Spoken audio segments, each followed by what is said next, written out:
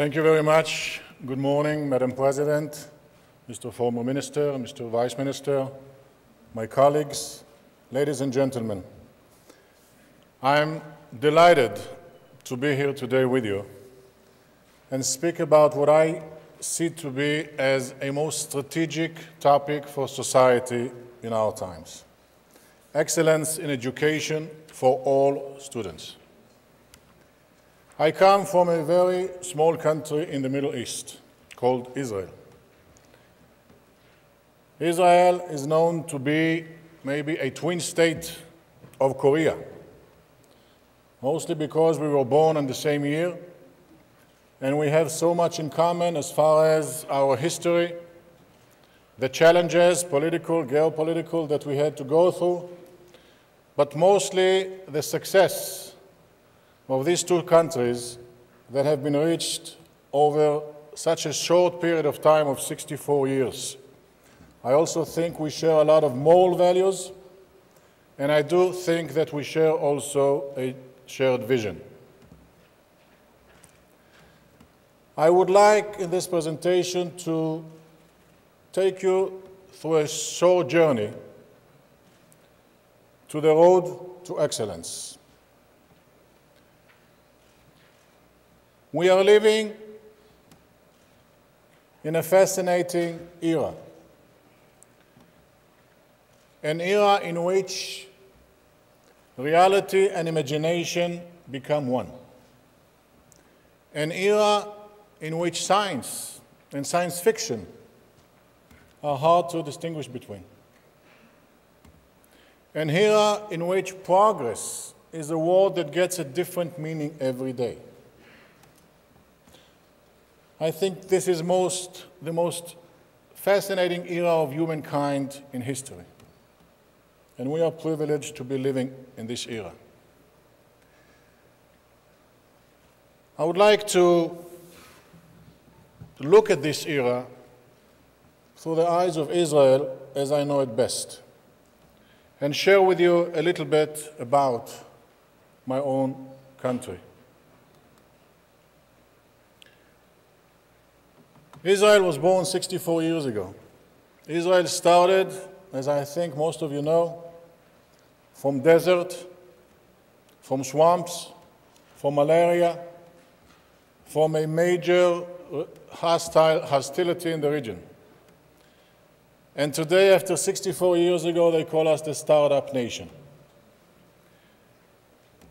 We still have many challenges, many problems, many issues to solve, but yet I'm proud to belong to a nation that has advanced so much in such a short time and is contributing so much to the global society. I'm asked to describe this success. It's a success that you can find in so many areas: in technology, in research, scientific research, in science, in medicine, in agriculture, in communication, in music and arts. And I'm often asked, what are the secrets of your success? How such a small nation, in such a short time, with so many problems that it has to face on a daily basis, have reached such a major growth? We grew 10 times bigger in the size of our population and 60 times stronger in our economy. How is that done? Well, honestly, I don't think there is a simple one answer for that, but if I have to narrow it down, I like to point out two major ingredients, if you want. And the first is the lack. The fact that we don't have any natural resources is maybe our biggest secret. Israel does not have oil, does not have gold, does not have copper. As a matter of fact, we hardly have water. This lack actually is bringing up a major theological dilemma, a religious dilemma. If you believe in the Bible, well, it says in the Bible that God promised us a land of milk and honey. When our founders came to the land, they were searching for the milk and honey, searching for the promise of God. They didn't find it. And they were questioning, how could this be? It says so in the Bible. Now, either God was not telling the truth, and that's not a recommended religious option, or he was very much telling us the truth. And the milk and honey is there. God did not grant us with a milk and honey on a silver platter. God granted us a potential of milk and honey, a land that is full of the potential to produce everything that he promised. You want it? Go and get it. While he didn't give us any natural resources, well, that's not true. He gave us a very serious natural resource. There is a very interesting saying in the Talmud saying, pay attention to the children of the poor, as wisdom will come from them. The lack is a secret. And thank God we did not receive the oil and the honey ready. But the second ingredient, not less important, that comes together with the lack is excellence. Excellence as a value, excellence as a way of life, excellence as part of what I hope is part of our culture. And when you ask yourself, what is excellence? And you go in to search for academic definitions, formal definitions of excellence, you will hardly find any.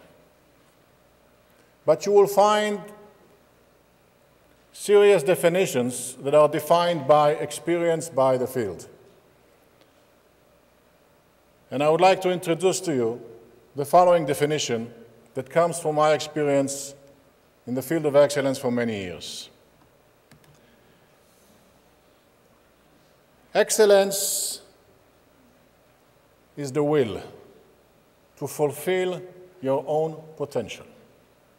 It's a very simple definition for a very serious concept. It all begins with the will, your own personal will. And I'm emphasizing it again. Your own personal will. Not your teacher's will, not your boss's will, not society's will, but your own will that comes from inside. My own motivation, my own passion to fulfill my own potential. Again, I'll bring you another nice story from the Talmud. I know that you like the Talmud in this country, so do I. It's a story about a very important Talmudic sage called Zusha. And Zusha was dying, and before he was dying, he called his students around his bed and he told them, I'm just about to leave this world and face my Creator. I'm not afraid to be asked by God, Zusha, why weren't you Moses? I gave you this role model. Why weren't you like him? To this, he said, I have a very good answer. I will say, God, I am not Moses. But, said Zusha, I am terrified to be asked by God another question which I will not have a good answer to. And that is, Zusha, why weren't you Zusha? Why you were not living up to your own abilities and potential? I gave you all the tools. To that, said Zusha, I'm not sure I have a good answer. The will of fulfilling your potential has to come with a willingness, with a commitment to fulfill this passion. and you combine the two, the will and the willingness, you find that the sky is the limit. This reality of world progress, of the era we live in, raises a very major question. We would expect that the educational system would be leading this process, would be leading the new world into progress. That's our job as educators, to prepare those that assume the responsibility to take on world challenges. But unfortunately, in many cases, we find the educational system is not only not leading the process, but in many cases being led far behind. And you ask, how come? What are we doing wrong? Why are we not assuming the position that society has asked us to? There are many good answers to this question. Mainly, I think, because of two things. A, there is no such thing as the educational system. We are talking about a huge system that is comprised of huge subsystems. It's like a huge aircraft carrier that is expected to maneuver in a fast-changing world in very sharp turns and sharp curves. We are talking about policymakers and providers and funders and trainers and curriculum developers and teacher trainers and teachers and unions and parents, etc., etc., etc. All of them required to make such sharp changes on a daily basis. The world is changing daily. Is that possible? Maybe we'll see that it is in just a few minutes. The second reason is that there is an inherent problem in the nature of the educational system. We are educating our children to assume responsibility once they come out of the walls of the school at the age of 18, more or less. But we are creating and designing a program for them that begins in first grade or preschool to go and take them all the way through high school and then to life.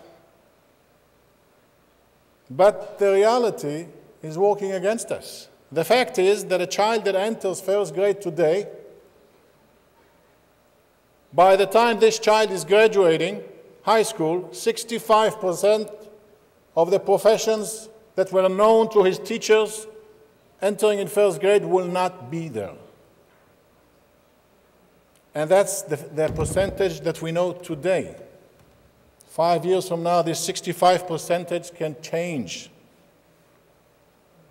So how do you prepare and how do you educate a student to a reality that is not known to you? That's a major question that is asked by countries all around the world. And countries all around the world are researching this issue and spending billions of dollars trying to understand how can we make education successful on a regular, constant basis. As a matter of fact, a few years ago, and I'm sure many of you know this, the McKinsey company conducted a major international research asking this question. And they looked for successful reforms. And they found out that most of the reforms that were conducted for billions of dollars failed. 20 reforms globally succeeded. And they went to research, do those 20 reforms have common factors? That we can say, okay, now we found the winning formula.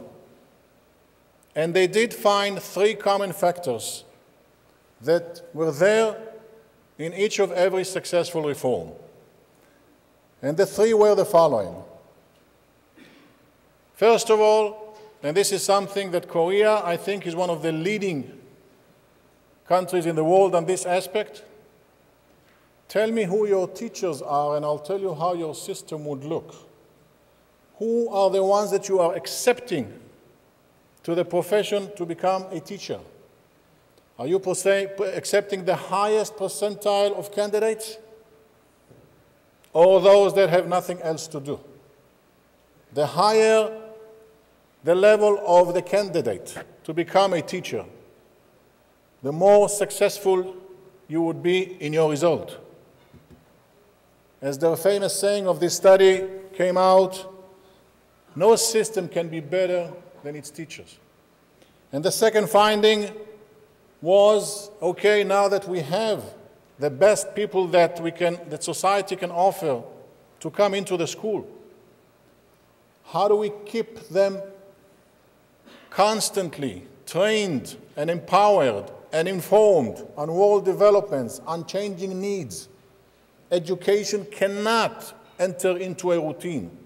Routine is the biggest enemy in education, especially in changing world, and that the world is changing all the time. If we teach the same lesson today as we taught tomorrow, something is wrong. Teachers must be constantly empowered and trained while in service. And the third element is talking about the individual attention of teachers to every child in the class. And that's maybe the hardest element of them all. Sounds so obvious, but yet so unreached. Understanding that every child should get on the road to excellence. Every child has a greater potential than current proven ability, and it's our job, I would say mission, to attend, to fulfill, and to assist every child's potential. By doing that, you might hope to achieve a class-wide excellence, a school-wide excellence, a systematic excellence, a social excellence. Can that be done? I know a man that did it. This man is my role model in education. I'm sure you know this man. Many of you, I'm sure, have seen his work through a film that was done on him. Jaime Escalante was such a man. Jaime Escalante was an IBM engineer who decided to quit the high-tech profession that he had and become a teacher. And he applied to an ad of Garfield High School in Los Angeles, which I'm sure you know, Susan, very well. A school that serves a very problematic population in Los Angeles. One of the most lower achieving schools in the United States. And this school published an ad looking for a teacher, computer teacher. And Jaime came to the interview, and the principal said to Jaime, I'm sorry, I don't need a computer teacher because the computers did not arrive. I need a math teacher. And Jaime said, well, I'm not a math teacher. And the principal said, that's okay, they are not math students either, so it's a perfect match. Jaime went into the class for the first time and was bombarded with paper bombs and paper planes and everything the students could have thrown at him. Jaime found a class that are comprised of gangsters.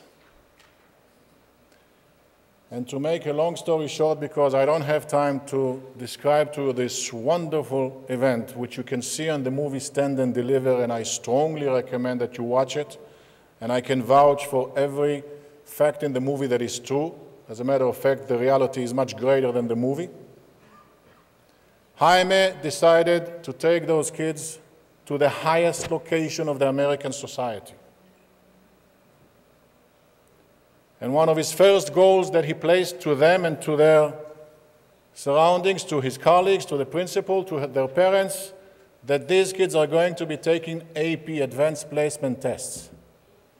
None of Garfield High School students before took AP exams.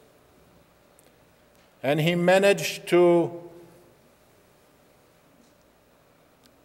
share with them his passion and to bring them so much into the will and the motivation of their own And together, Jaime and his students, all students of all Jaime's class, not only the top students in the class, made it to the exam, the advanced placement exam. And surprisingly enough, all of Jaime's students passed the exam. All of 18 students in the first year of his teaching. Not only did they pass the exam, they passed it in the highest scores in the United States. Jaime taught them for only 2 years. He started at the beginning of 11th grade. The exams were at the end of 12th grade. The system could not accept it. Society rejected them and expelled them because they were blamed for cheating. It's impossible that Garfield High School students will pass the AP exams. And the students in their despair went back to the streets. Society doesn't want us, so we are out of the game. Jaime managed to bring them back and convince them to retake the test, to show society that, yes, they can do it better than anybody else.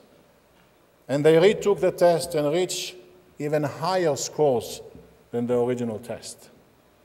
It's an amazing true story that happened year after year after year of Jaime's teaching. Jaime's graduates continued on to Ivy League universities in the United States. You can find them today in Harvard, Columbia, MIT, UCLA, engineers at NASA, all the top positions in the American society. They came from the lowest level of underachievers. And researchers wanted to understand, how did Jaime do it? What is his secret? And you would find that Jaime's secret was very much like what I have described before about Israel. Jaime said, they asked him, what was your pedagogy? And Jaime said, I don't even know what the word means. I'm an IBM engineer, I'm not a teacher. I don't know what pedagogy means. They asked him, what did you feel when you first entered into the class? And Jaime said a very interesting thing.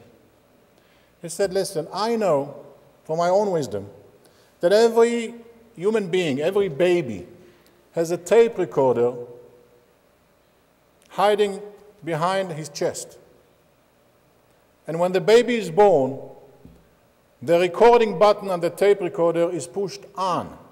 And every message that is transmitted to this boy or girl is recorded on their tape,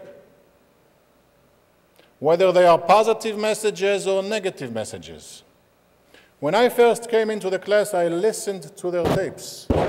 While they were throwing paper bombs at me, I listened to their tapes, and I heard only negative recordings that they received from their parents, from their family, from their neighborhood, from their society. Nobody believed in them. The messages that I heard were, nothing would come out of you. We don't expect anything of you. The most that we can dream of, parents said to them, was that you live to the age of 20 and not be killed by bypass shooting on the streets. There were no positive messages whatsoever. Said Jaime, if I wanted to change the level of their achievements, I needed to change their self-esteem. And I decided that the way to do it was by erasing those negative messages. And the only way I could have erased those negative messages was by retaping on the tape extreme positive messages. You are going to take AP exams. You are going to Ivy League universities. You are going to succeed in the top. At first, everybody was laughing and walking against him. But then when they started to see the results, they all engaged in the process. Jaime was working on what is known in psychology, in education, as one of the most effective effects that we know, called the Pygmalion effect. You can see the definition of it, but the bottom line of the Pygmalion effect is the more you make your student, your employee, your child, believe in their ability, positive or negative, the more they will try to prove you right. The Pygmalion effect can be a very dangerous effect, as it was when Jaime met his students for the first time.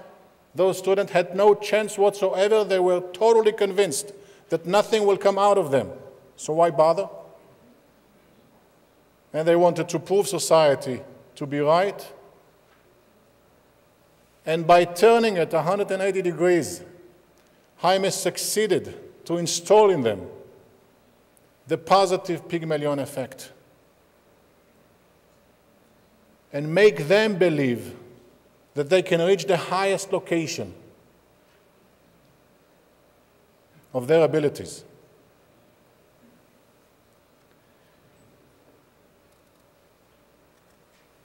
Jaime did it, and the reason I bring Jaime is to show that if he could do it with the lowest and anti-conditions working against him, anybody can do it.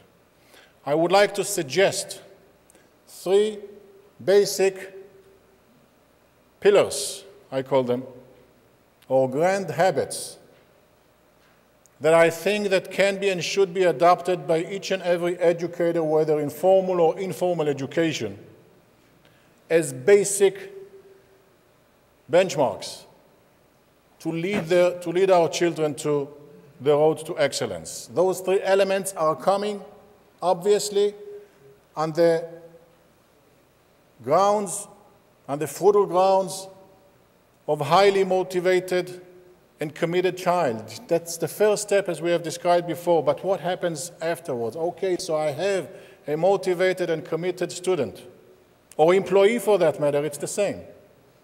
How can I provide him the tools to nurture and to advance the child on this road to excellence? And the first element that I would like to mention is the curiosity. Curiosity, again, it's just a tool to assist the child to get on the road to excellence. Curiosity is driven by motivation as well as driving the motivation. It's a constant feeding factor for motivating the child to learn, to find out, to discover, to research on his own, on her own, not only to record my messages. We are short of time, but I want to share with you a very short story about the power of curiosity, especially in our world, and how much it's needed in life of school. In Israel, we have a very famous science institution called the Weizmann Institution, that you know. In 1954, when the state was very young, we had no money. Few scientists came to the management of this institution and to the Ministry of Science and asked for a budget, a special budget. And they were asked, why do you need it for? They said, we would like to research where the amphidromic point in the ocean is. Everybody looked at them and said, where is what? They said, where the amphidromic point in the ocean is. And they said, I'm sure all of you know what the amphidromic point is, right? Don't expect to. They said it's the point in the ocean where the high tide and low tide are the same. It's the one point in the ocean, in the middle of nowhere, that the water always stays the same level. And the funders asked them, why do you need to know that? What good will come out of this? And they said, well, because we are curious. It's interesting to find out. I mean, this is what we do, scientists, research. Why? Because we want to know. It's like a mountain climber. Why does he climb a mountain? Because it's there, just like science. They received $50,000 to conduct this research from a very poor country. The $50,000 were allocated for them to create a machine that will help them collect all the data that they needed to collect from various points around the world of high tide, low tide, so eventually they can analyze and find where the amphidromic point is. This machine was later known to be Israel's first computer. This is a result of pure curiosity, of belief that was installed in those scientists and researchers. Same curiosity, same element has to be done in each and every classroom. And the second element is obviously a result of curiosity, and that is creativity. Creativity is the tool that may be the most critical tool for a child to develop. Creativity is the way every child, and again, every employee for that matter, every person, paves his or her own way to move on to the next step of their ability. Not necessarily by going through unpaved roads before. My own way. It has to be smart, it has to be wise, it has to be organized, structured. Creativity is a result of freedom, of intellectual freedom. To nurture creativity, we must allow our students to make a mistake. They will not learn otherwise. We must allow them to be open-minded, to be courageous, to think, to be researchers, to be entrepreneurs. All of those elements are tools they will need wherever they will go when they will graduate, regardless of the type of the profession that will be awaiting for them by the time they graduate. Those are tools, generic tools that will be applicable for everything they will do. I will still 2 minutes to tell you another beautiful story about creativity, if you don't mind, Madam President. 2 minutes, in addition.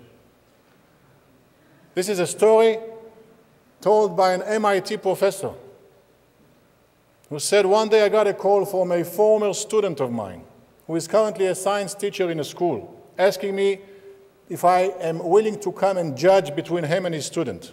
I came over to his school and I said, what seems to be the problem? And the teacher said, well, I gave my students an exam. And this student, who is usually a bright student, I expelled him. I gave him an F because he gave me a wrong answer. He said, okay, what was the question? The teacher said, well, the question was, how could you measure a height of a building, how tall a building is, using a barometer? Barometer is a device, as I'm sure you know, that measures air pressure. By measuring the air pressure in different heights, you can know the height of a building. And the professor turns to the student, he says, what did you do? He said, well, I did what the teacher said. What did you do? He said, I took a barometer, went up to the tall building, tied a string to the barometer, lowered the barometer all the way down to the street, pulled the string back and measured the size of the string. And I gave him the answer. The professor turns to the teacher and says, well, he's a smart kid. Why did you expel him? The teacher said, well, yes, he's a smart kid, as they say, but I cannot grade him for knowing physics with this answer. I have to grade him on physics level. Professor said, well, you both are right. Here is what I suggest. I'm going to give the child another chance. You will have 5 minutes to answer this question, but you have to use science to provide a good answer. Are you willing to do it in 5 minutes? If you know, you know. If you don't, you don't. Are you willing to? The student said, sure, no problem. They gave him a piece of paper and pen and 5 minutes. After 4 minutes, the professor comes to the desk and looks at the student's paper. There is nothing on it. He says, "Are you okay?" I said, "Sure." "Do you have an answer?" I said, "Sure." "So why aren't you writing?" He said, "I have few answers. I still didn't decide which one I want to give you." So the professor said, "That's fine, but you have 1 minute." After 1 minute, the student handed the paper, and there was a beautiful answer on it. And the answer was, "I will take the barometer, go up to the roof of the building, throw the barometer to the ground, look at my watch, listen to when it hits the ground and breaks, measure the distance through time, and this will be the height of the building." There is a very simple formula for that. The professor applauded to this child and gave him an A. And as the professor was about to leave, he said to the child, "When I came to you, you said you had more than one answer. What were the other answers?" "Oh," he said, "I could take the barometer, measure the shade of the barometer, compare the size of the barometer to the size of the shade of the building, and measure the size of the building. Or I can take the barometer, measure the size of each stair going up to the roof, count the number of stairs, etc., etc. Or I can even take the barometer, give it to the manager of the building as a present for information about the height of the building." He said, "Let me ask you a question. Do you know the answer that your teacher was looking for? There is a formula that he wanted you to give. Do you know that?" He said, "Sure, that's easy." "So why didn't you give it to him?" He said, "Because I'm sick and tired of teachers asking us to give them their answers instead of our answer." The professor looked at his child and he said, "I'm teaching for 40 years and I've learned so much today from you than I've taught my students over 40 years. That's creativity. And the last element, after creativity, must come optimism. Optimism of a parent, optimism of a teacher, optimism of all of us in our ability to cause change. Optimism that will be installed in our children, in every child, that yes, you can reach the sky. Without optimism, we are depressing the process. We cannot evolve, we cannot flourish. How do we still do that? And I'm coming to my end in 1.5 minutes. How do we do it? Well, we all are provided with the solutions. Oh, another 10 minutes, thank you. We all have engines that are provided to us, and the engines are the excelling, bright, talented students that are there in each and every group. And we have two options. One option is to separate them from the group and put them on a high-fast train and let them go their own way and let all others remain on the slow train. And the second option is to take our engines, take our bright students, and give them a task of becoming locomotives and connect them to all the cars, to all the group, and pull the entire train onwards to most fascinating locations and create a group-wide excellence. But this is the main message that I want to deliver to you, and with this I'll finish. If you remember just one thing from my presentation, please remember this. As I said in the beginning, excellence cannot be achieved by force. Excellence cannot and should not become an obsession. Excellence cannot come as an order or as a directive from an external source. It has to come from within you, within each and every one of us. Without us, we will not have the fuel that fuels the engine to wake up the following morning with joy to fulfill our potential and go another step. This smile on this child's face is the smile that we should be looking for every day. If it's not there, something is wrong. It's not excellence. It is something else. It could be social pressure, it could be other pressures, but excellence must come from within.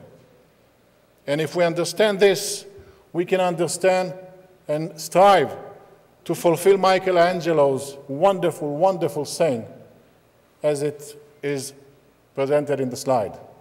I wish us all to be able to pave the road to excellence to all of our children and manage to get us all to fulfill our dreams and fulfill our potential. Thank you very much.